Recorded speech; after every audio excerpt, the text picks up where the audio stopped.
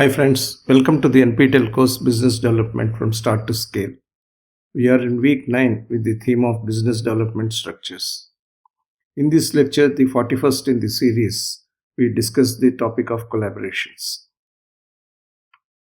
Why do we need business development structures? Business development is basically a process of providing connectivity between two entities, an entity and an individual or two individuals. This happens not merely because of the process, it also happens because there is a platform and a structure.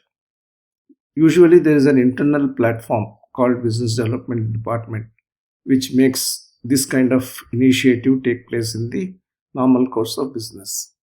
But business development always looks at doing something different, doing something which is growth oriented.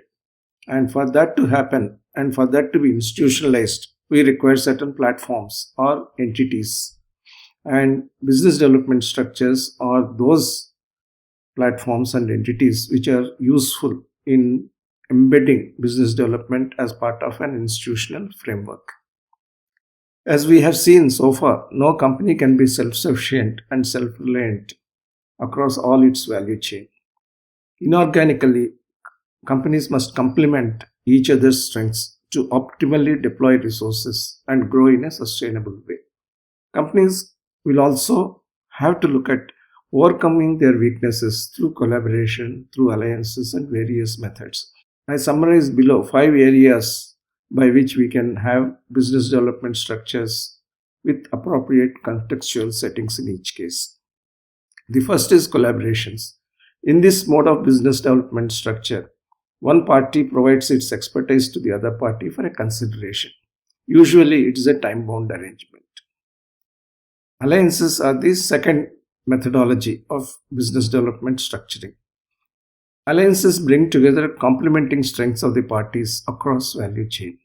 The parties remain as independent entities but function as long-term allies. In terms of ownership structure, they would be different, but in terms of business alignment and in terms of functional alignment, they would function as though they are one entity. That is the ideal state of an alliance. The third platform is the joint venture platform. Joint ventures are those by which the parties create a new legal entity to take forward a new business. The parties to the joint venture typically invest their capital, resources and goodwill in the new joint venture. Then we have subsidiaries. In this mode, a party incorporates a wholly owned or partially owned subsidiary to take care of a proposed unique work. In this case, it is not necessary that there would be another partner which would form a part of a subsidiary. However, it is not ruled out either. It is usually created to induct fresh capital or technology independently at the time of establishment or later. In this case, there would be another party which is involved, and that party could be another company, another global entity, or a private equity partner, and so on. The fifth one, again one of the more fashionable ones in the business development, structural development, is the mergers and acquisition platform. Mergers and acquisitions, typically called M&A, change the ownership and capital structure of the partners substantially. They create a new corporate form which is much larger than the individual entities' corporate forms, either pre-merger or acquisition. This lecture focuses on collaborations as a way to grow for companies relying on the needed inorganic inputs. Coalitions are the simplest form of collaboration between firms, and these can be easily assembled or disassembled. The 6 types of coalitions that I have described here are all part of our normal practical experiences. Code share arrangements of airlines, that is, they operate an airline, but the codes are different. So they give the opinion to the traveler that you are traveling on different airplanes, but they may not be the different airplanes at all. Or you can have one airline by which you are traveling, but once you transit, you will have a different kind of airline taking you to another destination. That is because of the code share arrangement. Lufthansa operates several flights from US to India via Frankfurt. The travel from any US city to Frankfurt would be, let's say, by United Airlines, and travel from Frankfurt to India will be by Lufthansa. In both these cases, there could be actually a United Airlines flight which has a code share arrangement, and people who book by United Airlines can come onto the airline, and vice versa. The other way of coalition is through portable loyalty points of airlines. That is, if various airliners are members of one particular grouping, whoever travels through any other airline gets loyalty points based on the subscription the individual has made to the airline's loyalty point program. We have exchange programs of universities, that is, you study in IIT Madras as an example, and then you have an arrangement with Purdue University for mutual exchange of students or information or lectures. The other way of coalition is venture capital forums. Kairitsu is a great example where all the high net worth individuals come together, and it is a platform, it is an organization which receives startup proposals, analyzes the startup proposals, but leaves the decision to the individual participants of the venture capital forum to decide whether to invest or not. There could be a venture capital forum which also says that you pull in the money, I will distribute the money on your behalf. That is also possible. Then we have technology associations, and we also have industry academic types. When we have technology associations, which are Institution of Industrial Engineers, Institution of Electrical Engineers, and the things like that. When we have industry academic type, when a particular industry collaborates with an academic institution to set up a particular line of research or a particular type of infrastructure, that becomes an industry academic type. Coalitions help the collaborators to test the waters of mutual association and gain from each other's clients. Coalitions are simple.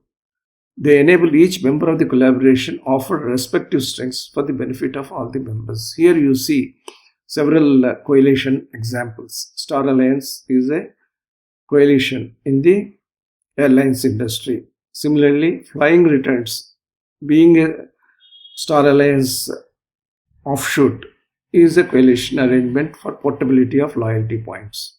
United Mileage Plus is another coalition of different airlines.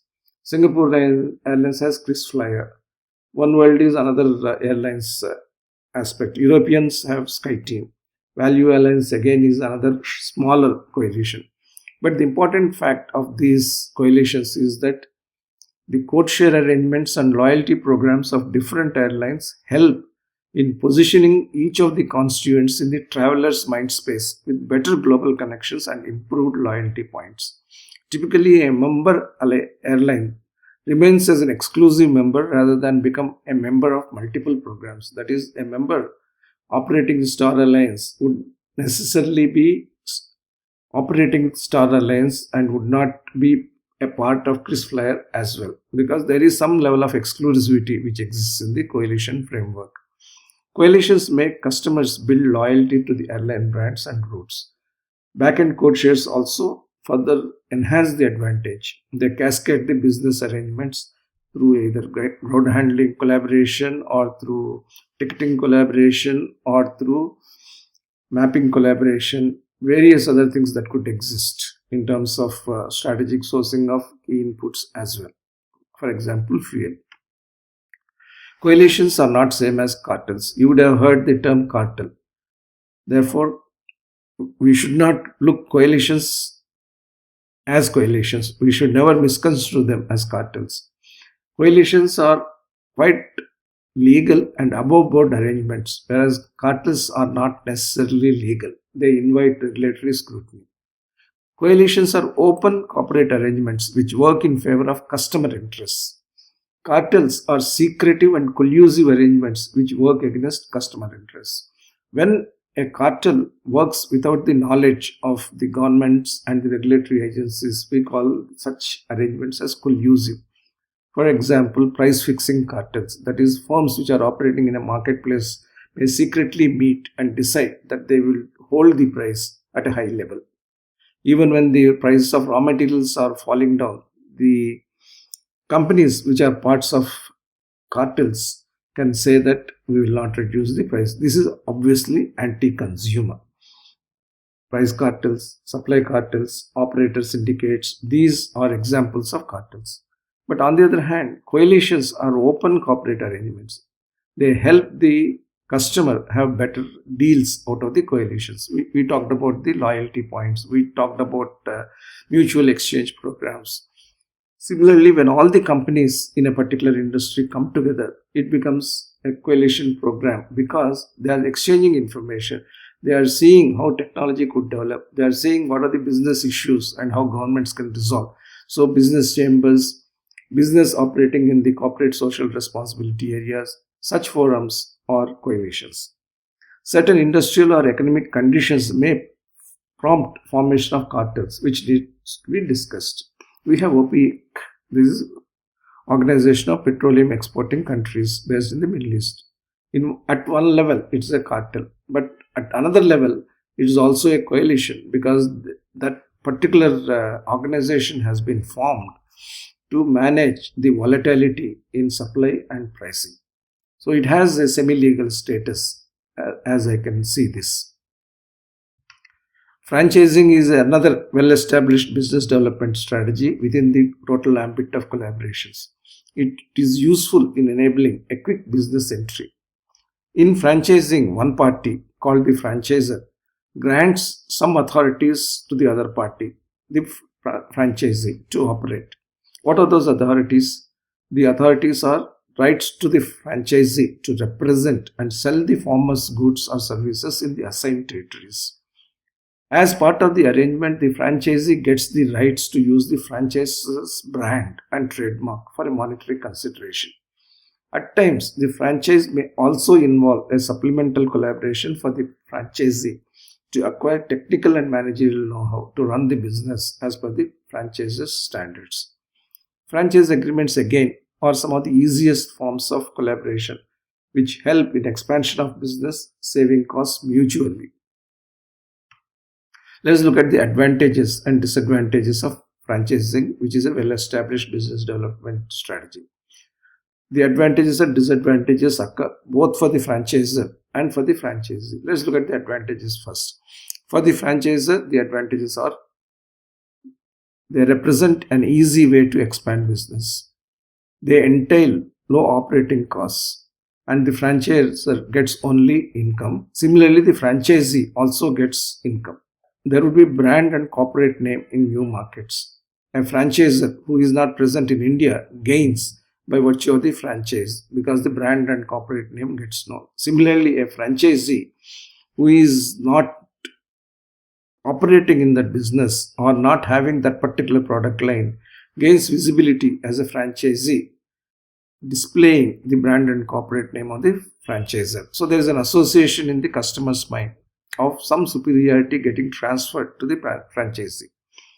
There can also be multiple franchises which can be given hedging risk for the franchisor. Similarly, the franchisee can take multiple franchises to hedge the risk. For the North Indian portion, you can have one franchise, and for the South Indian portion of the country, you can have another franchise. What are the advantages for the franchisee? The franchisee gets quickly into the business based on the franchisor's name. There is no brand building required of any significant extent. It saves time and costs on developing know-how. There will be continuous support and updates from the franchisor, and the franchisee gains immense business knowledge. But what are the disadvantages? For the franchisor, these are lack of direct control over operations because you are operating remotely. You trust the franchisee to deliver based on the agreement. Quality failures, if they occur, will impact franchisor brand. Current franchisee may turn a competitor in future. That's one of the biggest disadvantages for the franchisor, not necessarily for the franchisee.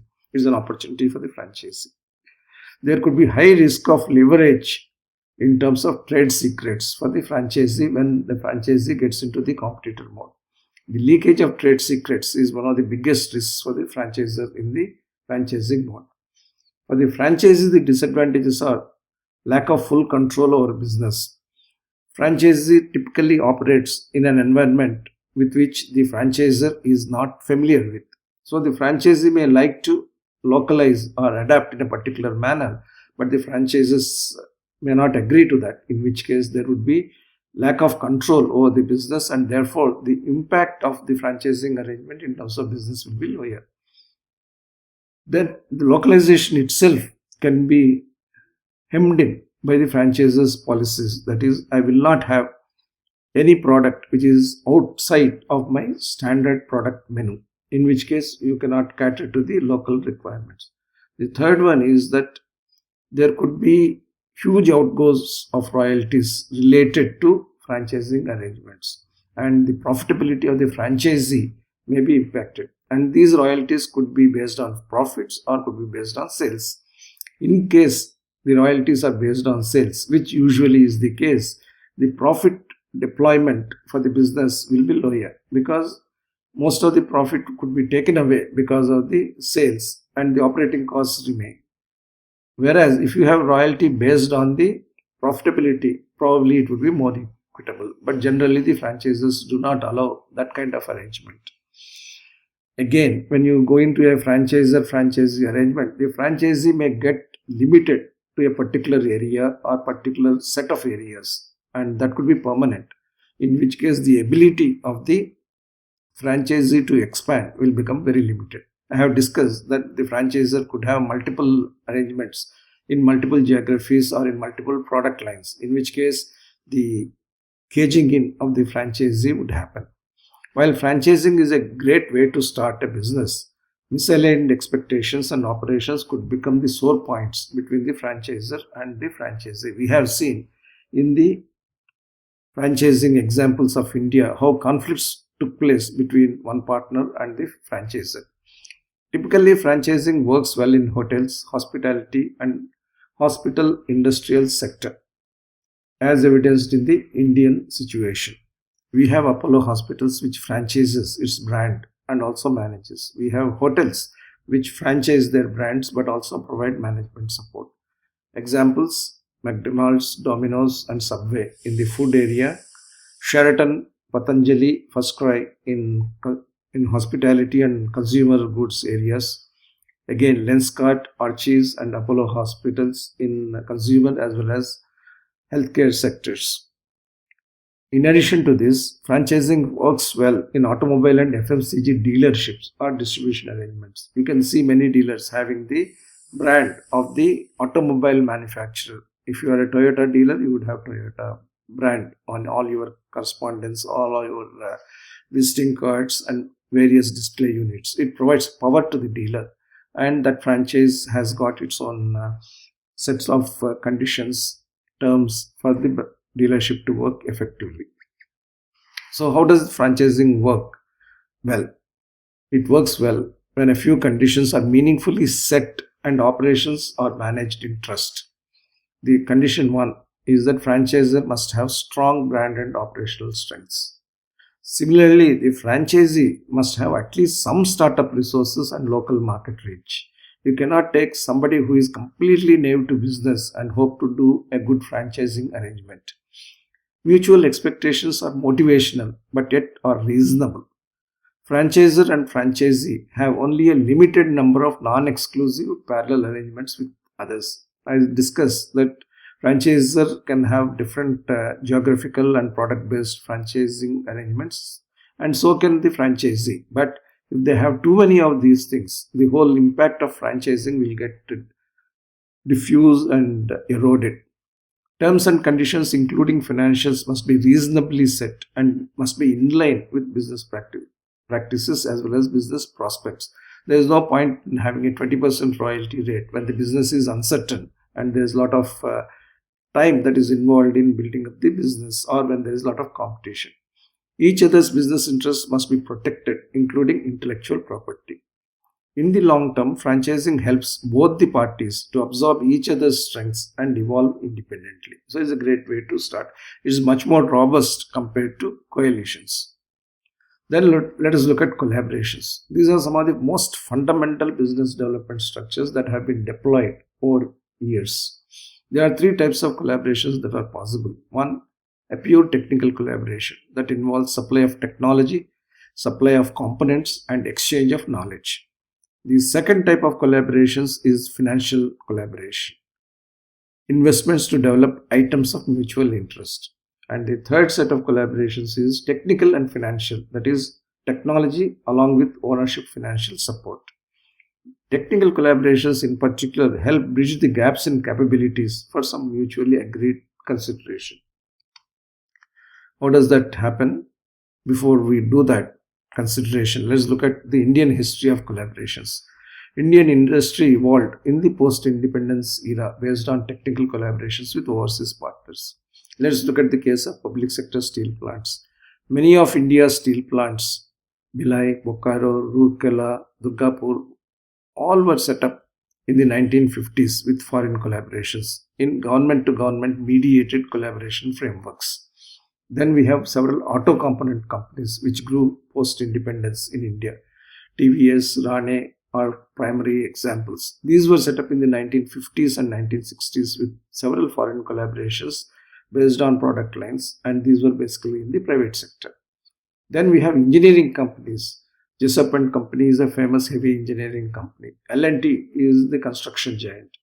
These companies had foreign technical collaborations, and these collaborations helped these engineering firms absorb newer modes of technology and become self-sufficient on their own over a course of time. And importantly, these were important in the post-independence era because the governments needed funding to make this happen. Many of the collaborations were accompanied by grants or aid packages from the companies or governments.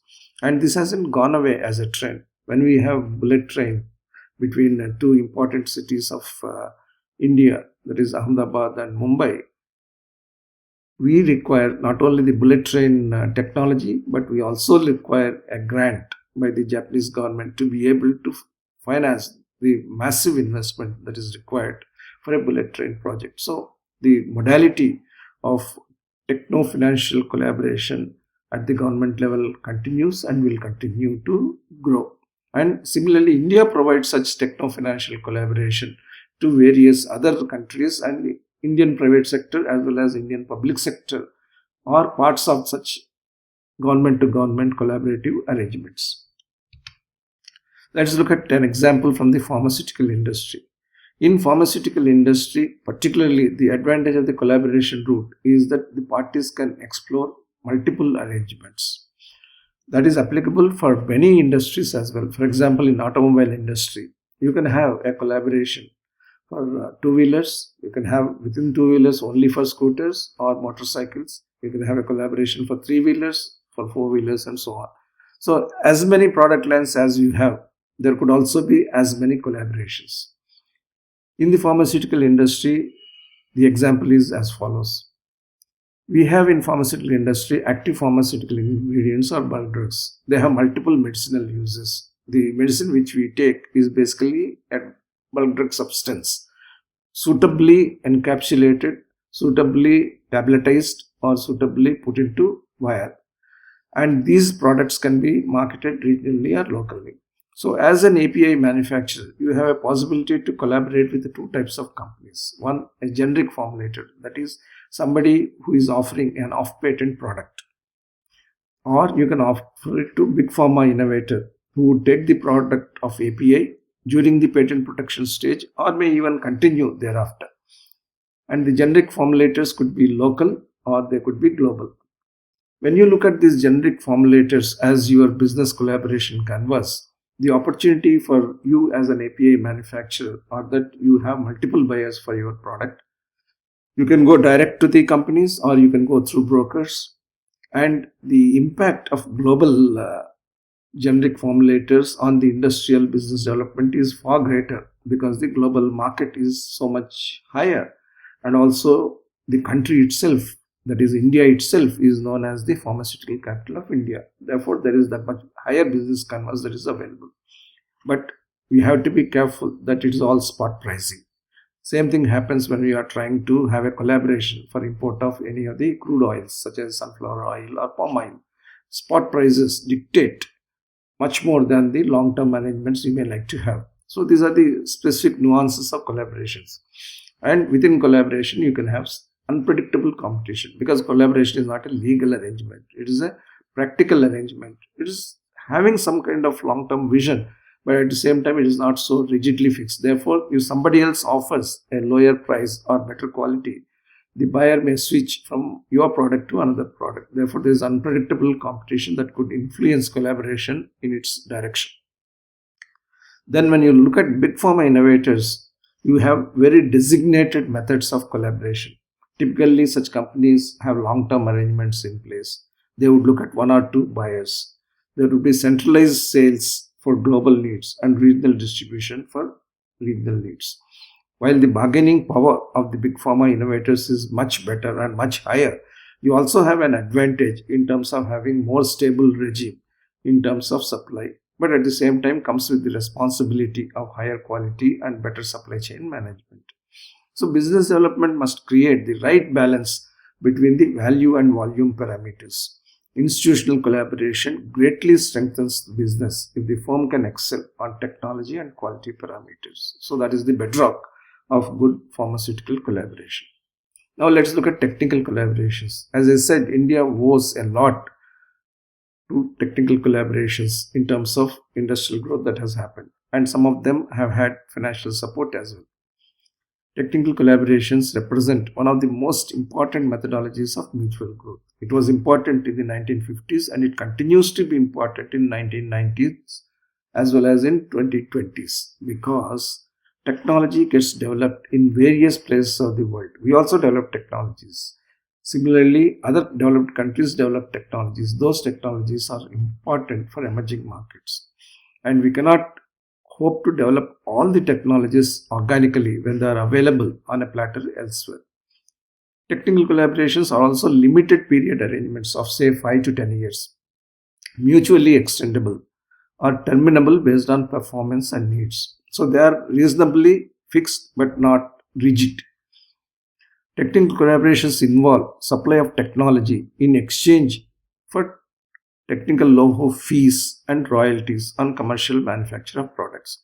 Why does a technical collaboration take place? A technical collaboration takes place because you are going to use the technology to manufacture a component or a product and market those components or products. Therefore, there is a steady commercial flow that would happen. But from the point of view of the provider of technology, the provider has already spent a lot of money in terms of developing the technology. But that needs to be compensated but cannot be compensated in whole. So you require a reasonable know-how fee which is provided upfront. And we don't know whether the technology will actually function the way it is envisaged. Therefore, you would have a running royalty which is linked to the commercial success.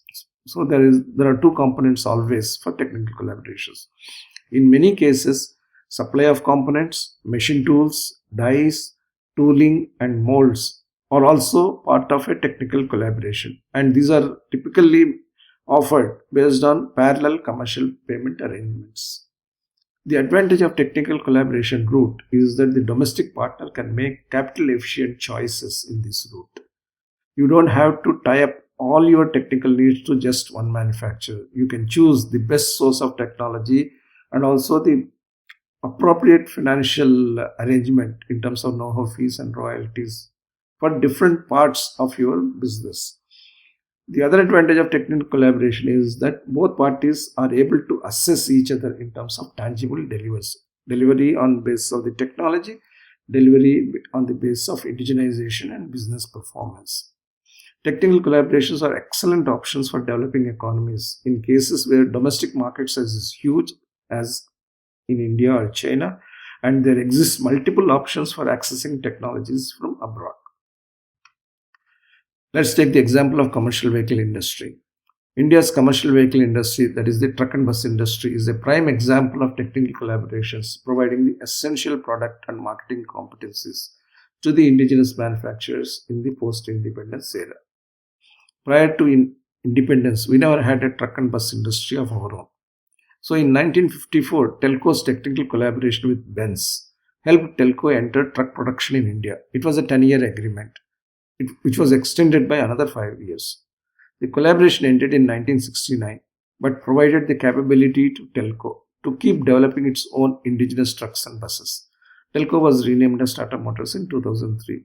In this photograph, you can see the first Tata Mercedes-Benz diesel truck, which was unveiled in 1954. That's called normal control vehicle, long nose vehicle with just a cowl, not a full-fledged cab. You can see what Tata manufactures today in terms of its fully built trucks. It's a sea change, but that foundation for the technological development came from the initial technical collaboration and from the ability of Tata Motors to absorb the technology and become a leader on its own. We have another example in the truck and bus industry of Ashok Leyland. In 1950, an agreement with Leyland and UK gave Ashok Motors the sole rights to import, assemble and progressively manufacture the famous Leyland trucks. In 1954, the government granted a manufacturing license, and in 1955, the company name was changed to Ashok Leyland Limited with equity participation from Leyland Motors Limited. And you can see the truck that was launched in 1950s, which of course was modern at that point of time. And you can see the trucks that are being launched in India by Ashok Leyland, again a sea change. That happened because of the basic competence provided through the technical collaboration and the ability of Ashok Leyland to provide broader technological foundation through additional supplemental technical collaborations and make the product superior over time.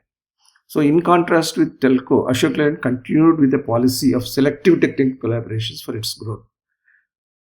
Tata Motors ended the collaboration journey in 1969 and focused on indigenization. Ashok Leyland also focused on indigenization but kept on infusing updated technologies from time to time to be able to be ahead of the curve. So Ashok Leyland collaborations are as follows. It started, as I said, with the Leyland collaboration, but thereafter the company got synchromesh gearboxes from ZF. The company had constant mesh technology for gearboxes at that point of time. Then it got in the Hino diesel engines, which were world famous, W series 4 and 6 cylinder diesel engines, and those engines are still running successfully with the updation in Ashok Leyland product portfolio.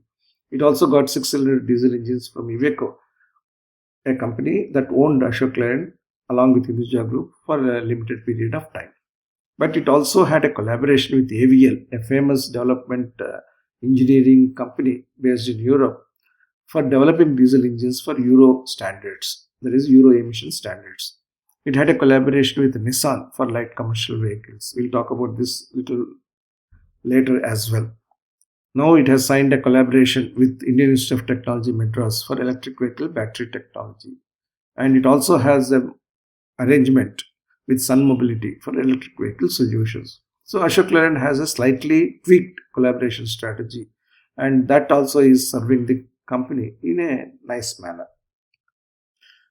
A partner cooperation relationship could actually be a much larger relationship than supply of technology or earning of know-how fee and royalties.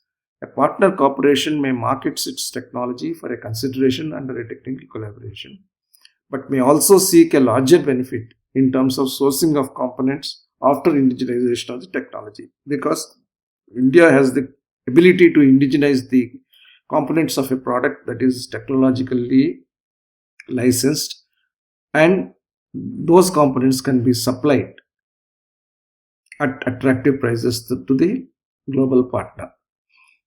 Many companies which came into the car industry in the 1990s and the 2000s and thereafter are exporting their products which have been manufactured in India using the technology of the foreign partner.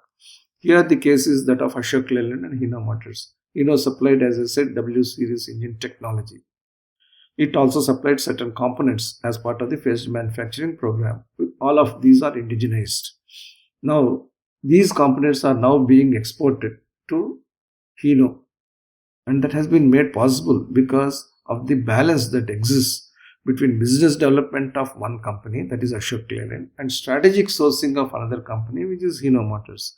Business development of a corporation therefore aligns very well with strategic sourcing of the partner corporation, and that is the greater value that arises from a technical collaboration. And that also happens because the supplier of technology knows very well that the technology is solid, and the supplier also sees the technology getting effectively indigenized by the partner. Therefore, there's that much greater confidence in taking components from the collaboration rather than through open bidding process from the global supply situation. Technical collaborations definitely can progress to a larger canvas. Well executed and well managed technical collaborations progress to higher levels sequentially and also in parallel. Let's look at what kind of journey is possible. You can start with a technical collaboration, which is fundamental, basic, and helpful. Supply of technology in return for know-how fee and royalty. Then you can have technology and supply alliances, broader supply of technology and sourcing of components, which I discussed as the Ashok Leyland Hino case just now. Then you can have financial collaborations, financial participation in equity or debt to forge some level of long-term relationship. Even create a joint venture because the capabilities exist in both the partners. Therefore, there will be participation from both the parties. And finally, when the venture, particularly the joint venture, performs very well, there could be an opportunity for merger and acquisition as well. The larger party may acquire the smaller party, and there could also be an effective merger of near equal partners. In the 1950s, when the era of technical collaboration started, it used to be a long cry or a far cry for Indian companies to get into the subsequent stages, because at that point of time, India was seen as a recipient of technology and was seen as somebody who needed guidance, coaching, and control, as well as frequent monitoring in respect of indigenization as well as production of quality products and components. This no longer is the scene today. Therefore, there is significant scope to straight away go into technology and supply alliances. There is also a much shorter frame of time to progress from technical collaborations to the joint venture stage. In a matter of speaking, technical collaborations, technology and supply alliances, and financial collaborations are becoming a cluster, and the movement between one type of collaboration and the other type of collaboration is become easier, and it's always one type and one model of collaboration that will help each company get the best out of the collaboration. What works very well for let's say Toyota and Kirloskar may not work very well for Eicher and Volvo. The considerations are different, and the levels of ownership could be different. All of these things influence how technical collaborations progress. In such progression, partners realize the strengths of both the parties, and they could become even one entity in the long term, as I said. There could also be a collaboration for innovation. It is always not necessary that we do a collaboration based on hard products or hard services. Collaborating for innovation is a very specialized aspect of technical collaboration where the problems are shared between two entities. There are four ways of technical collaboration which I have given here. One is Innovation Plaza. In this system, the company can post a problem on its special portal that has been created by the firm for anyone to post a solution, which can lead the company onto a process of selection and collaboration between the solution provider and the company. And this is a hierarchical governance and open participation system. Eli Lilly's Innovation Mall for drug development is a classic example of Innovation Plaza. There could be another methodology, which is innovation community methodology.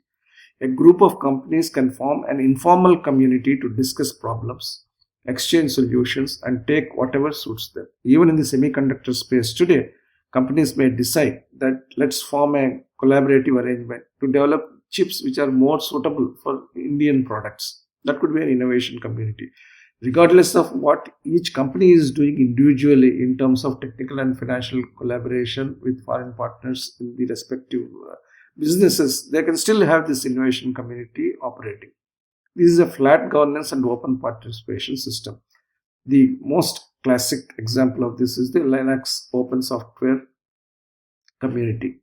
Linux open source system was developed because of the innovation community that has begun operating.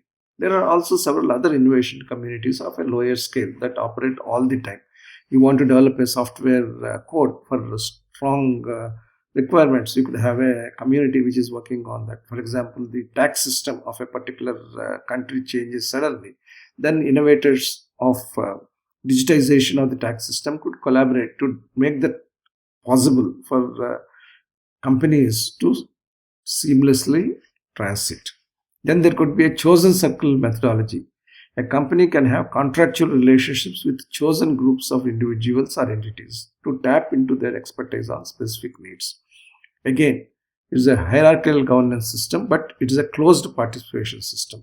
As compared to Eli Lilly's Innovation Mall, this is a closed participation system. Pfizer had a tie-up with BioNTech to develop mRNA vaccines.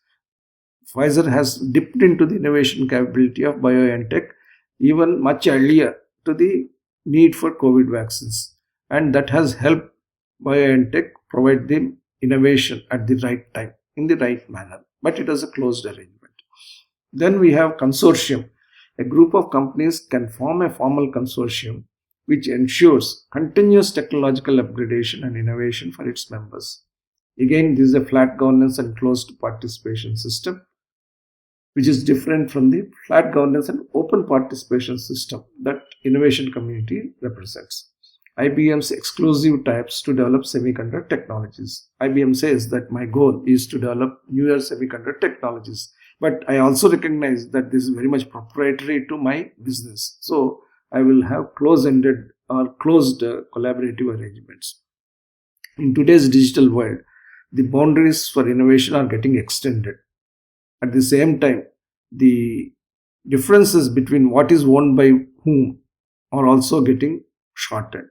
So there are multiple modes that are available for collaboration on the platform of innovation across companies, between companies and individuals, and across individuals who are in the intellectual property space. We cannot complete any discussion on collaboration without understanding the licensor and licensee relationship. The licensor-licensee relationship is at the core of technical or any other IP-based collaboration between firms.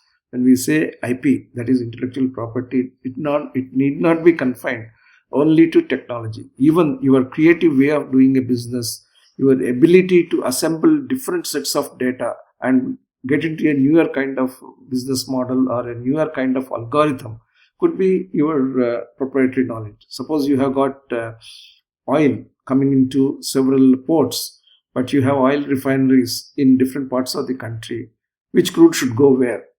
That's a proprietary algorithm which the company can develop, and you can license that algorithm to needed companies. Therefore, the licensor-licensee relationship is a broad description of the provider of technology or any other proprietary platform, and licensee is one who receives it and implements it, uses it, and makes a payment for that. So who is a licensor? Licensor is one who has product and process know-how. That licensor has intellectual property, short form IP. The licensor grants license to the licensee. Without a license, nobody can use a technology in today's modern world. And the licensee has to be very specific. It could cover products, it could cover territories, and it could cover both of these in different combinations. Whereas the licensee is one who is desirous of using the licensor's know-how. The licensee agrees to protect the licensor's IP.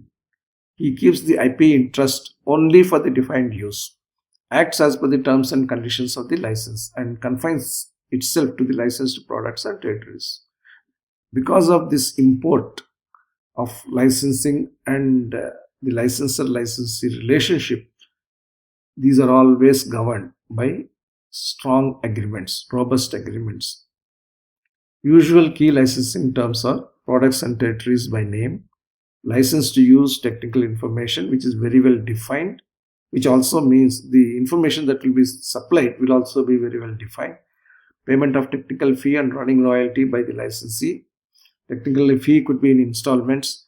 The royalty could be back-ended or front-ended or fluctuating. All these possibilities do exist.